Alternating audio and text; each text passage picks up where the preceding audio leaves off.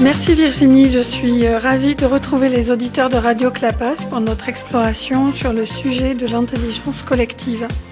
Lors de notre dernière émission, nous nous étions parlé d'Anita Woolley, cette chercheuse absolument géniale qui a prouvé en 2010 l'existence d'un QI de groupe.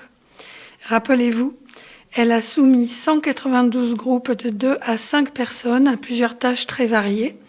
Et elle a démontré que, comme les individus, certains groupes sont plus intelligents que d'autres.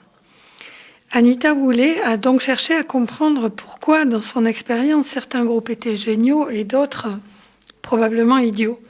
Et les réponses qu'elle nous apporte sont à la fois très simples et fabuleuses.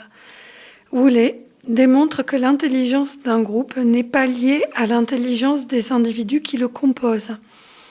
Un groupe de génies, ou même comprenant un génie, n'est pas génial pour autant. C'est exactement comme en sport. Ne mettre que des stars ne fait pas une super équipe.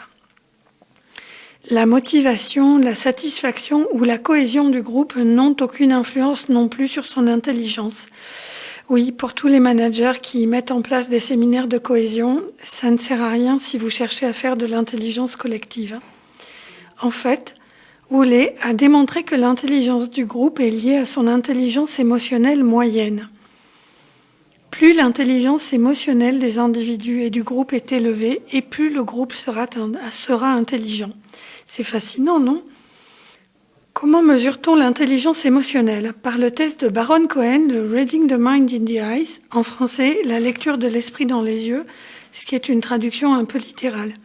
Ce test a été développé justement par Monsieur Baron Cohen pour mesurer les troubles autistiques. Et vous pouvez le faire sur Internet en tapant dans votre barre de recherche Google « Test de Baron Cohen » ou « Reading the Mind in the Eyes ». Personnellement, je ne l'ai fait et je n'y ai pas particulièrement brillé. Donc, si vous avez des individus ayant de fortes sensibilités émotionnelles dans les groupes, vous aurez des groupes plus intelligents. Et c'est pourquoi Woolley a aussi démontré que la présence de femmes dans les groupes les rend plus intelligents. Allez, je vous le redis en me faisant un petit plaisir, la présence de femmes rend les groupes plus intelligents. Oui, car les femmes ont en général une sensibilité émotionnelle moyenne plus élevée que celle des hommes. Et leur appartenance à un groupe augmente donc la sensibilité émotionnelle moyenne et donc, in fine, l'intelligence du groupe. Enfin, Woolley a prouvé que cette intelligence chutait drastiquement dès lors qu'au moins un individu dans le groupe monopolise la parole. Mon conseil donc aux cadres dirigeants, chefs d'entreprise qui souhaitent développer l'intelligence collective dans leurs équipes, taisez-vous et écoutez. Enfin, par ces temps où le télétravail devient salutaire, il est intéressant de savoir que Woolley a réitéré ses expériences en 2011 avec des échanges entièrement par mail.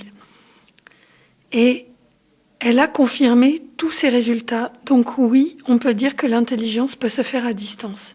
À bientôt.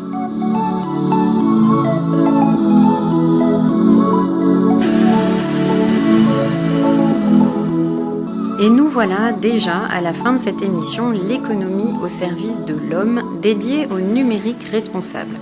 Un grand merci à nos deux invités, Ronnie Garcia et Geoffrey Codognes, à l'équipe de Radio Clapas 93.5 et aux jeunes dirigeants du CJD, en particulier Thomas et Richard.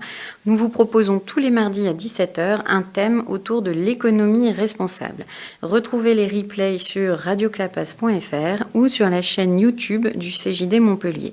Et d'ici là, si vous avez des remarques, n'hésitez pas, contactez-nous via les pages Facebook et LinkedIn du CJD Montpellier.